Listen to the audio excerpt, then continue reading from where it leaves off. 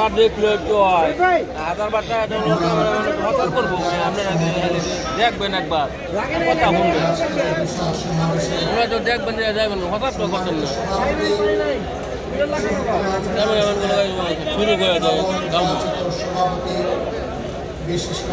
দেখবেন শুনবেন কথা শুনেন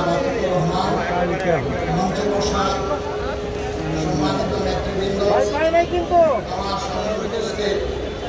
শ্রমিক বন্ধুগণ মাধ্যমে সম্মানিত ভাই বোনেরা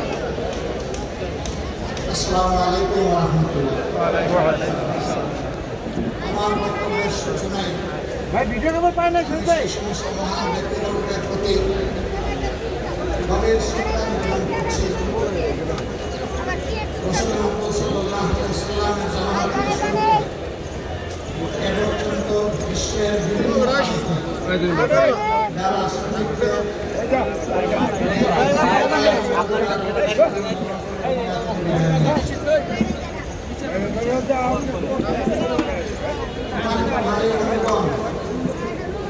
ইতিহাসে এক এক করে 140 বছর বিদায় নিয়েছে।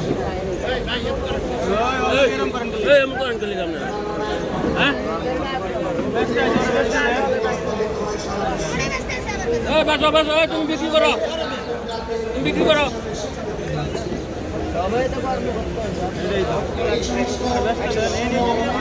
বিক্রি করো জায়গা দেন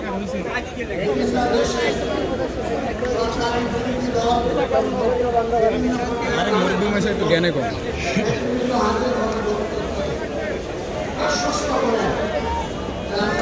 খারাপ লাগলো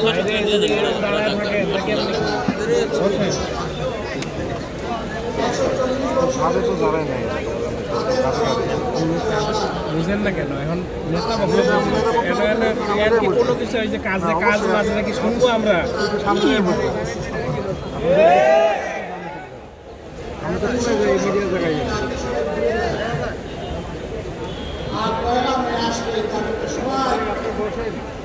দরদি আন্তরিক হয়ে ময়দানে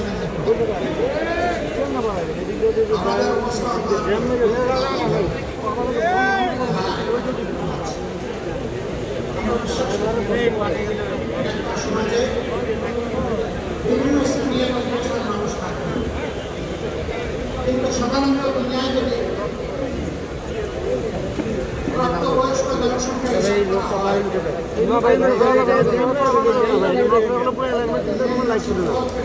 ভাই আমাদের তো বসেন না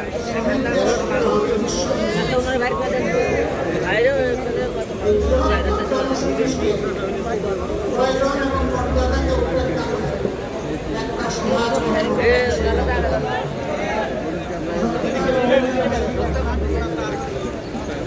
দুনিয়ার বিভিন্ন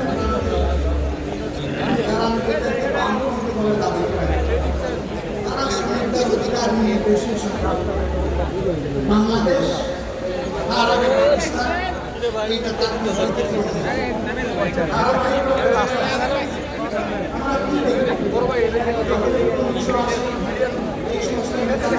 সামনে এসে দাঁড়ায় যায়। তারপরে এখানে আন্দোলন বানাবে মাঠ গরম হয়, কিছু মানুষ আহত হয়, কিছু মানুষ তাদের আলাদা ভাগ থাকে। ভাগ পেয়ে তারা সন্তুষ্ট হয়ে যায়, ঘরে তার ভাগ পেয়ে পরিবর্তন হলেও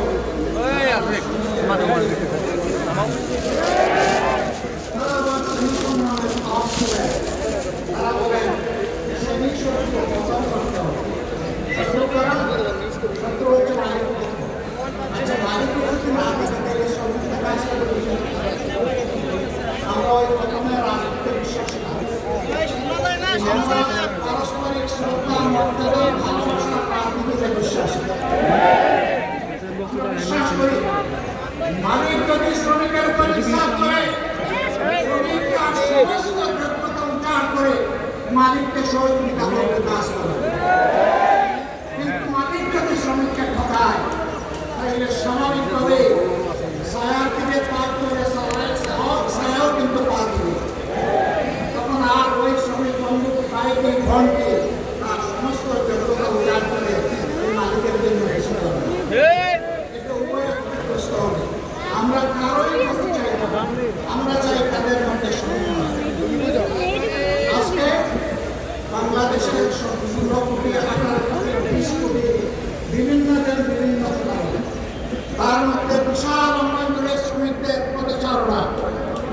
দেশের বিতরণের বাইরেও বটে। আজকে তো দেশের ভিতরে শ্রমিক ভাই বোনদের জন্য আমরা কথা বলছি, বাইরের যারা তারাও তো আমাদের ভাই বোন, তাদের জন্য কথা বলবে কে? সামান্য রুটি রুটির আশায়, একটু আশ্রয়ের আশায়, একটু ভাগ্য পরিবর্তনের আশায় এরা জীবনের ঝুঁকি নিয়ে সমুদ্রে নৌকার উপর চড়ে বসে, তারপরে কোনো একটা ঢেউ এসে তাদেরকে সমুদ্রের পেটে হজম করে ফেলে। আর কেউ ভাগ্যবশত চলতে চলতে তুলতে তুলতে পুরো সুরত যেখানে গিয়ে বসতে চায় সেই বন্দরে ভিড়ে, ওখানে বিরাট পর কারো জায়গা হয় কারাগারে, আর কারো জায়গা হয় বনে জঙ্গলে। তারপরে আস্তে আস্তে আস্তে পথ খুঁজে নেয়। সেই সমস্ত লোকেরা যখন একটু কাজকর্ম করে তখন বিদেশের মাটিতে প্রাসাদ গড়ার চিন্তা করে না, তাদের অর্জিত সমস্ত সম্পদ প্রিয় দেশে আপনজনের জন্য দেশের জন্য পাঠিয়ে দেয়। হ্যাঁ, বৈধ পথে অনেক শ্রমিকরা তারা যাওয়ার পথে দালালদের পক্ষে পড়েন, সিন্ডিকেটের পক্ষে পড়েন। যে টাকা দিয়ে পাশের দেশের প্রতিবেশী দেশ সময়ের লোকেরা যায় তার চাইতে 3 গুণ 4 গুণ ওই দালালদেরকে দিয়ে তাদেরকে বিদেশে যেতে হয়। তখন তারা সেই টাকাটা বুঝতে পারে না, তাদেরকে মানবতার জীবনযাপন করতে হয়। যেটা দেশে যাওয়ার সুযোগ হয়েছে, দেখার সুযোগ হয়েছে, তারা 3টা শিফটে 1টা সিট ভাগাভাগি করে ঘুমায়। সেই সিটের প্রশ্ন হচ্ছে 2.5 হাত। একজন ঘুমাইলে ওখানে আর আরেকজন ঘুমাতে পারবে না। একজনের ঘুম না ভাঙলে আরেকজনকে অপেক্ষা করতে হবে দাঁড়িয়ে দাঁড়িয়ে।